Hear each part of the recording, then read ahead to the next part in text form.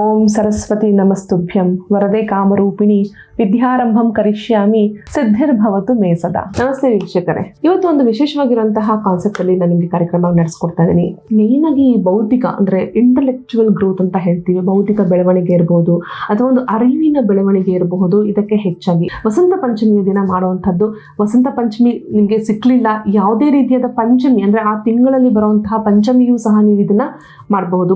Specially 2026 ಅಲ್ಲಿ ನಾವು ಜನವರಿ 23ನೇ ತಾರೀಕು ನೋಡ್ತಾ ಇದ್ದೀವಿ ಈ ಒಂದು ವಸಂತ ಪಂಚಮಿ. ಸೊ ಇದು ಬಂದು ಜನವರಿ 23 ಬೆಳಗಿನ ಜಾವ ಪ್ರಾರಂಭ ಆದ್ರೆ ವಸಂತ ಪಂಚಮಿ ಅಂದ್ರೆ ಆ ಪಂಚಮಿಯ ತಿಥಿಯು ಮುಂದಿನ ದಿನ 1 ಗಂಟೆ ಅಂದ್ರೆ ಮಿಡ್ ನೈಟ್ ವರ್ಗು ಇರುತ್ತೆ, ಅಂದ್ರೆ ಹೋಲ್ ಡೇ ಇರುತ್ತೆ.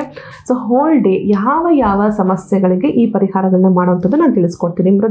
ಮೊದಲನೇದು ವಿಶೇಷವಾಗಿ ಸರಸ್ವತಿ ಆರಾಧನೆ ಮಾಡುವಂಥದ್ದು. ಸೊ ಸಿಂಪಲ್ ಆಗಿ ಆಚರಣೆ ಮಾಡುವಂಥದ್ದು, ಸರಸ್ವತಿ ಪೂಜೆ ಮಾಡಬೇಕು ಅವತ್ತಿನ ದಿನ. ಏನು ವಿಶೇಷವಾಗಿರುವಂತಹ ರೀಸನ್ಸ್ ಇಲ್ಲ, ಬಟ್ ಸರಸ್ವತಿ ಪೂಜೆಯನ್ನ ಯಾವ ರೀತಿಯಲ್ಲಿ ಮಾಡಬಹುದು.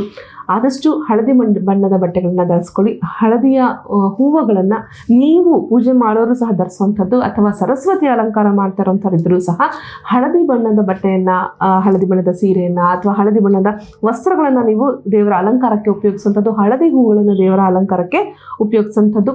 ಈ ಒಂದು ಮಂತ್ರ ವಿಶೇಷವಾಗಿ ಓಂ ಐಂ ಸರಸ್ವತಿ ನಮಃ 108 ಸಲ, ಇರ್ರೆಸ್ಪೆಕ್ಟಿವ್ ನಾನು ಹೇಳ್ತಾರಂಥ ಎಲ್ಲ ರೀಸನ್ಸ್ ಬಿಟ್ಟು, ಎಲ್ಲ ಸಮಸ್ಯೆಗಳು ಬಿಟ್ಟು ನಾನು ಸರಸ್ವತಿ ಆರಾಧನೆ ಮಾಡುವಂಥದ್ದಿದ್ರೆ ಈ ಒಂದು ವಿಶೇಷ ಮಂತ್ರವನ್ನ ಓಂ ಐಂ ಸರಸ್ವತಿ ನಮಃ. ಮತ್ತೆ ಇದು ಬಂದು ಭಾಗವತ ಪುರಾಣದಲ್ಲಿ 9ನೇ ಸ್ಕಂದದಲ್ಲಿ ಇರುತ್ತೆ. ಅಂದ್ರೆ ಮಾನಸ ಪೂಜೆ ಮಾಡುವಂಥದ್ದು, ಸಂಕಲ್ಪ ಇಟ್ಕೋಬೇಕು.